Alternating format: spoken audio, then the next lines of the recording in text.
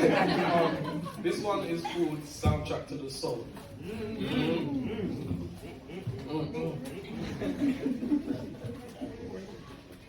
I want to be the one to listen to the soundtrack of your soul.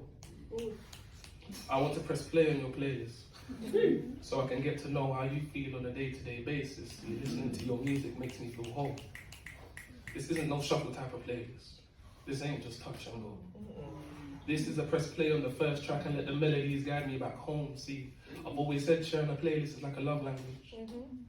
I just hope sharing these tunes can make you more in tune with my accent. You know, I'm always going to be down for you. Just say my name and I'll be there like the Jacksons.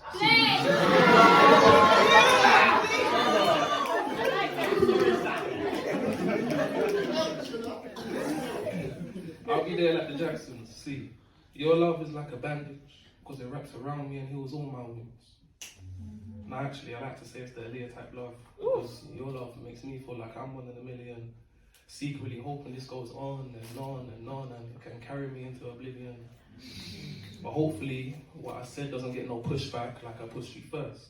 See, listening to your tracks made me change my train of thought like extract day and I'm trying to get to work. See, your love took me from my worst to my worth, all because I'm trying the hardest to be the best me when I'm around you. You know, self-help books, introspective sessions, I'm trying to put myself into a whole load again. All because the past is trying to reach out and I want it to be hard to reach back like I got my shoulder sprained. See, I've tuned the instrument of my heart to only play notes that sound sweet to your ears. And honestly, I'm liable to drift away to the sweet sounds of your music and the only thing that could bring me back down to earth is your stare. See, I know that what I have may not be nothing like yours, but I got some tracks that you can listen to whatever the weather. And if you listen closely, you'll be able to hear that we're two sides of the same coin. Meaning whether we get thrown in this sea of life, we're going to be in this together. And maybe that's what makes this feel like home. Me understanding the missing soundtrack of my life was the soundtrack of your soul. It starts with a question, yeah? How do you keep a people from realizing their true potential? You wipe them of their ancestry, strip them of their names and deconstruct their identity because at the top reaping the benefits is not where they're meant to be. You can't have any little nigglets becoming leaders so you destroy their homes. You plant the pain in their parents and perpetuate the destruction of the seeds of growth so they never know the heights of their ability. You hide in the essence of their love so they grow to loathe each other. You dehumanize the people, arrange them in ghettos, force them to sell dope to one another. You rewrite their history because this is not his story or her story, this is your story, and these niggas do not need to know about the richness of their roots every chance you get. You remind them that they were once and still are oppressed. You force feed their trauma back to them via the music, the movies, the news. You give them the illusion of freedom while still holding the keys to the padlocks of their minds. And of course, we can't forget about Mr. Crow. They might get lucky and force him to go, but try now, he's never truly gone. The footprints left by him will inflict wounds lifelong, generation long. And they say their nation is strong, but let's see how strong they are when we make them their own worst enemy. Program them into oblivion, then have them come to you to program themselves out of it.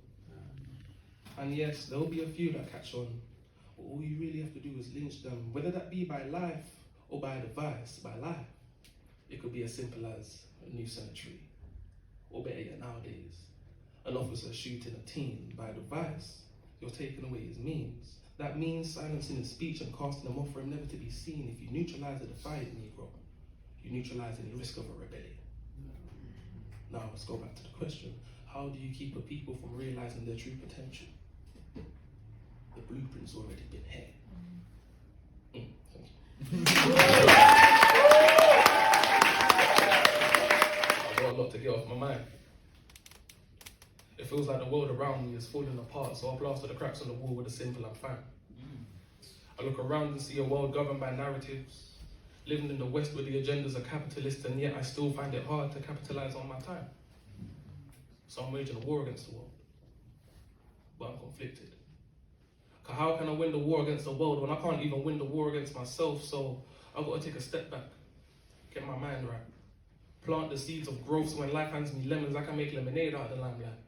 You see, I'm falling in love with my pen because it helps me manifest everything I've been seeing in my mind's eye, and whenever I feel like I'm falling off, I always find myself balancing back along the margin of these lines like I'm walking on a tightrope, reminiscing about the parts of my destiny, reminiscing about the parts of myself that are now dead to me, because back then, could have been behind bars due to some fuckery on the streets. That's a life that didn't feel right, so I left. And nowadays I'm thinking about jumping on a beat, but I just can't see how that's instrumental to my success. So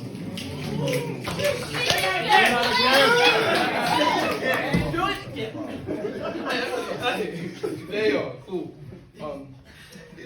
Yo, you gonna throw me off, yo. Let me bring out right there. That's crazy. Literally. Cool. Wait, where's his head? Cool. Balancing along the paper thin lines of my destiny. Reminiscing about the parts of myself that are now dead to me, because back then I could have been behind bars due to some fuckery on the streets. That's a life that didn't feel right, so I left. And nowadays I'm thinking about jumping on the beat, but I just can't see how that's instrumental to my success. So I gotta keep my guard up. Watch you let into the inner circle. Watch you proclaim themselves as friends of me, and I stay keeping one eye on my people, because Judas wasn't lurking with the enemies. He wasn't. I can't help these pessimistic thoughts. I've seen too many men get dropped, and I'll be damned if my hands even know how it feels to touch the floor. I've got to be careful of myself, because my mind has driven me to places where I felt like I've lost it all. Going the wrong way down a one way, spending time in the wrong lane. I'm trying to control this will, but I've got these backseat drivers taking control of my thoughts. Because admittedly, I spent nights with the Hennessy and Coke trying to give myself the energy to cope, and admittedly, I've used the liquor to try and raise my spirits. I thought that was one way to make the fear stop. Because admittedly, in the end, I like to live my life like vodka. That means whenever I take my chances, I always take it on a clear shot. See, I'm trying to be the best me possible. I'm trying to move the masses mainly through the way I maneuver the patterns of my speech. I don't already told you I'm trying to wage a war against the world, but for that I'm gonna need an army. And the first person that needs to be drafted is me. Powers, man. Yeah.